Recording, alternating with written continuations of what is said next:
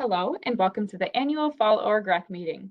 I'm Liv Allen, Program Specialist for Involvement and Student Activities and Involvement, and I want to thank you for your role in supporting your org this year. We host this event annually to help student leaders become aware of resources and support they have through our office, as well as to provide updates on important policies many orgs utilize. Today, we'll briefly talk about recognition status, steps, and deadline, policy notes and updates, the involvement fair, trainings and resources, and the Connect overview for admins. For many of you, this page should not be unfamiliar. This is our org recognition landing page that houses all the steps and links for groups to get recognition status. This page can be found at tinyurl.com/orgrec2223. Once there, students can click on the category of organization they are and look at those steps and find the links for those steps here as well. Orgs can also get to the org rec completion status Google Sheet through this page as well, but also they can go to it directly by tinyurl.com/orgstatus2223. On that org status sheet, you can find out what's left or missing, or if you've successfully gained recognition status. The final deadline for all steps or recognition is Friday, September 9th by noon. As we go on throughout this PowerPoint, there'll be some opportunities that you might want additional information for, or you might want the graphics for. So we will be posting these graphics and the slide show itself on the org recognition landing page at the very bottom beneath that org completion status. If you have any questions about the steps or your status of org recognition, please contact us at involvement@uww.edu.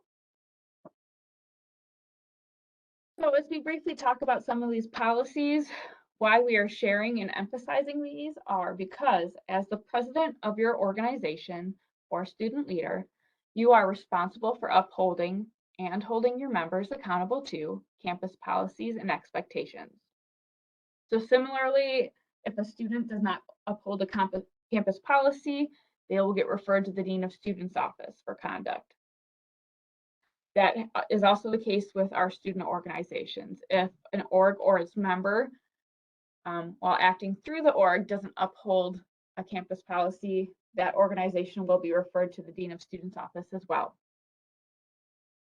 Some of the frequently used policies that we see our orgs facing throughout the year are our fundraising, sales and solicitation, food, tabling, hosting, which also includes chalking, our special events, potluck, recognition, misconduct, and anti-hazing. A number of these policies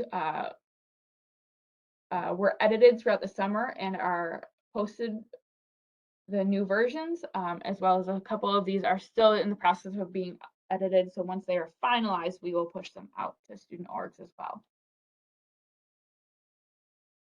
Where can you find these policies and resources?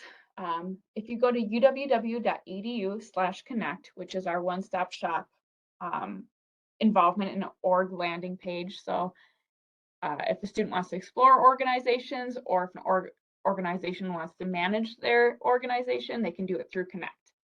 When they go to the Connect website, you can find the policies and other resources like our Student Org Leadership Guide, which is a handbook for student leaders and advisors on how to best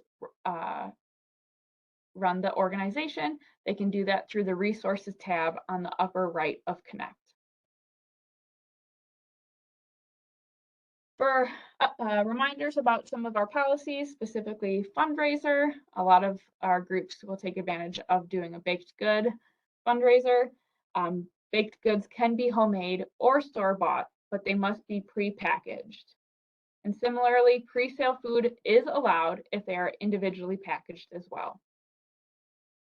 Raffles are another big opportunity to fundraise. and all raffles are controlled by the state of Wisconsin. So student activities and involvement has raffle licenses for your use if you're fundraising for your org. So if you are planning on doing a raffle, please reach out to our office. That way we can make sure that you are covered by our raffle license. Likewise, fundraisers must be pre-approved prior to hosting the event or that fundraiser. And orgs can find the org fundraising approval form on Connect under the Form tab. Another one of our frequently used policies are the potluck policy. And a potluck is defined as a gathering of people who may contribute a dish to share, which is provided by participants only to be shared amongst the designated group while adhering to the university's potluck policy. So, as we go through these following questions, if yes is the answer to all of them, then the group is hosting a potluck. If there are one or more no's, that means the group is not hosting a potluck and they will have to adhere to the food policy versus the potluck policy. The questions are, will food be prepared by current group members? Is your event free to all participants? Will those attending all be current members of your organization? Will those attending be affiliated with the university? And will you follow the health and safety guidelines as outlined at the link below? Again, if all of those are yeses, then you're hosting a potluck and you're good to continue with the potluck policy. If there are one or more no's, you'll have to go with the food policy. This infographic will be on our org rec landing page at the very bottom, so you don't have to have it memorized, but also on our resources tab on Connect as well. Another highly utilized policy is our food policy, and there have been edits made to it over the summer. So if we look at the recognized student organization side of the infographic, the first big question student orgs should ask themselves is if they are hosting a public, which is open to anyone, or private, which is members only event. If the event is a public event and on campus, it must use university catering. If it's a public event, but off campus, then groups can use a third-party food vendor. So usually around this time of year, we see kickoff events hosted by student orgs, and a lot of times there'll be cookouts. If the cookout is hosted at Starren Park, because that's off campus, groups can use third-party vendors. But if the kickoff is on the UC South Mall or North Mall by the fountain and the Warhawk Alley patio, because that's on campus, they must use university catering. If the event is private and off campus, the group can then use an off-campus third-party vendor as well. And if it's on campus, that's where it gets a little bit more tricky. So if it's a private on-campus event, so private only to members, and the food expenditure is more than $200, then that group must use university catering. But if it's a private on-campus event and the food value is less than $200, a group can still use a third-party food vendor. Again, this infographic will also be posted on the org rec landing page, but we are also here to support orgs and their members navigating through this. So if you have further questions, please reach out.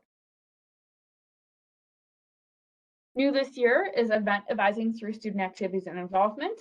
If a group was hosting an event prior to this year, they would be event advised by reservations. So this is not a brand new added step to the process of event hosting. We're just switching the location of where the event advising is happening. This change was made to better support our student organizations and give them connections to the staff and the department that supports organizations, but also to increase knowledge of resources and connect orgs with event experts. So we at Student Activities and Involvement plan events all the time. So we are event planners, but we also know a lot of resources that the university and the UC has to provide groups, most of which are free of charge. So if a group wants to host a board game tournament, we have board games that can be checked out free of charge to the student orgs. So that student org doesn't have to go buy a whole bunch of different board games. Similarly, we have event kits that have anything from tickets to zip ties, a lot of different things groups may need as they are hosting an event. So because the event advising will be through us, we'll be able to help that student org a little bit more well-rounded and not just planning out what tables or supplies are needed in terms of facilities arrangements, but also other different event arrangements as well. Like I shared, student activities involvement does a lot of event planning and hosting. And one of our big events that we host throughout the year is the Involvement Fair. This year's fall fair is Wednesday, September 14th from 11 a.m. to 2 p.m. And you can sign up at tinyurl.com/infair22 sign up. Technically, the forms closed on September 9th, similarly to our org rec deadline, but may close up sooner pending table availability. We're still working with external vendors to get more tables, but we're still at a standstill for that. Additionally, a group must be recognized to table, and so yet another reason to finish the org rec deadline. Questions can be sent to Kayla Williams at involvement@uww.edu. Additional org support dates. Every semester we hold an org support series. This semester will be Tuesdays at 4 p.m. in the Warhawk Connection Center in the University Center.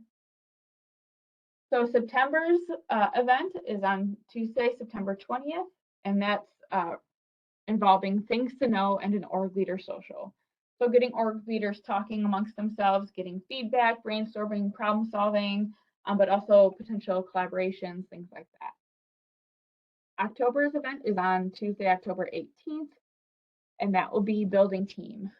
So recognizing that building team, creating a sense of belonging helps retention in student orgs and their members, but also sharing some of the ways around campus that are free that can also support building teams. So some of the events that we have happen on campus and how we can utilize those to build teams so orgs don't have to start from scratch.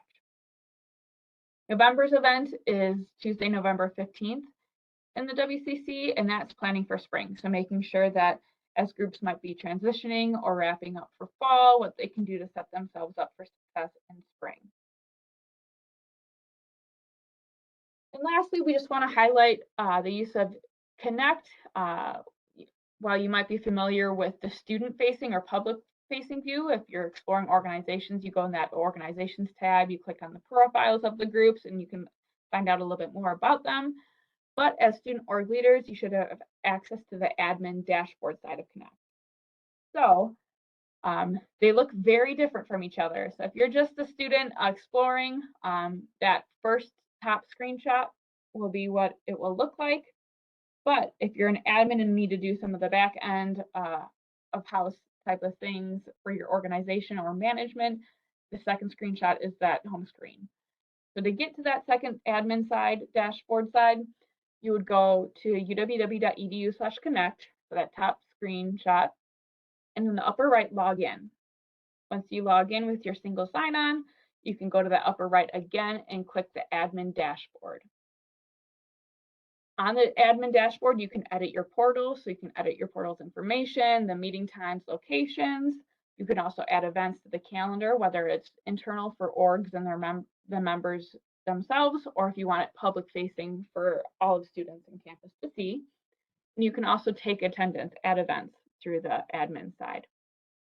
We're here to support orgs, so if you have any questions or want to figure out how to best utilize Connect for your org, please reach out and we'd be happy to meet with you. Again, student activities involvement is here to help. If you have any questions about policies or need org support as a student leader, feel free to visit us in the University Center at UC 146 or by reaching out via email, phone, or scheduling an appointment. Again, thank you so much and have a good start to your semester.